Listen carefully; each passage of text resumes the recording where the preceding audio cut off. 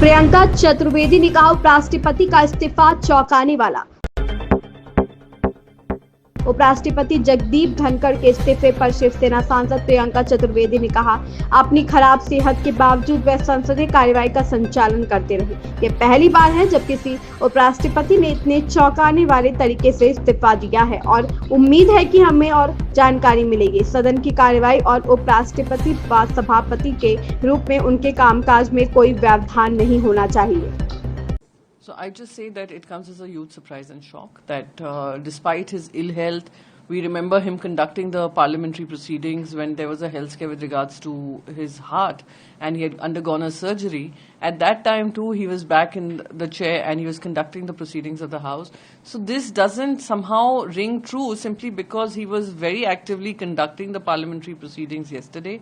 What was the sudden reason for his decision to cite health and step down? And this probably is the first time in history that a vice president has resigned in such a shocking manner.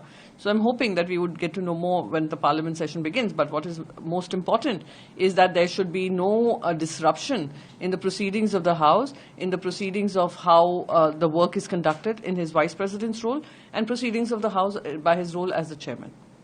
Congress leader Jairam Ramesh has said this inexplicable. No doubt Mr. Dhankar has to give top priority to his health, but clearly there is far more to his totally unexpected resignation than meets the eye. This is not the time for speculation. Though Mr. Dhankar took both the government and opposition to task in equal measure, he has fixed meetings of the Business Advisory Committee today at 1 p.m. He was also to make some major announcement related to judiciary tomorrow. There was a no confidence motion that the opposition was forced to move for the first time ever in India's history, parliamentary history, first time ever in the Rajya Sabha, where the opposition was forced to move a no confidence motion with over 50 members of parliament of the opposition signing on the no confidence motion. I happen to be one of them, because of the partisan manner in which the House was being conducted. So no, he did not take the action on equal measure. It was partisan, and history will record that. With all due respect to the Vice President, with all due respect to the Chairman, we have signed on that no confidence motion.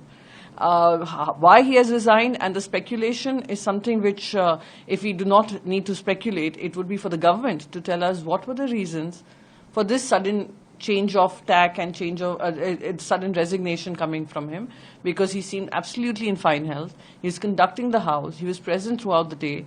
Like I said, even in an earlier health scare, he continued to conduct the proceedings of the House. So it doesn't fit right somehow to give the excuse of to give the reason as prioritizing health. But if he has prioritized his health, I wish him a full and speedy recovery and a long innings ahead. The government has agreed to a sixth act next week.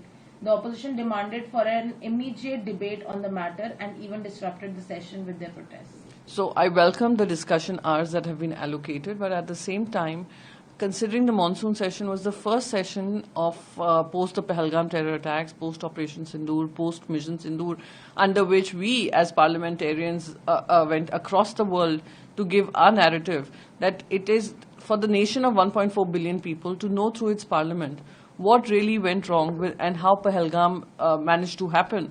What was the intelligence failure? What were the loopholes that gave the terrorists the ability to come into our land and create this kind of mayhem? We still have the 4 terrorists on the run. So we were hoping that this would be prioritized over every other conduct of the business. And that is what I think the people of the country were expecting. Unfortunately, that didn't seem to be the priority for the government. However, next week we look forward to engaging in a discussion and hoping that we would be able to speak up for the questions that are in the mind of the people of this country.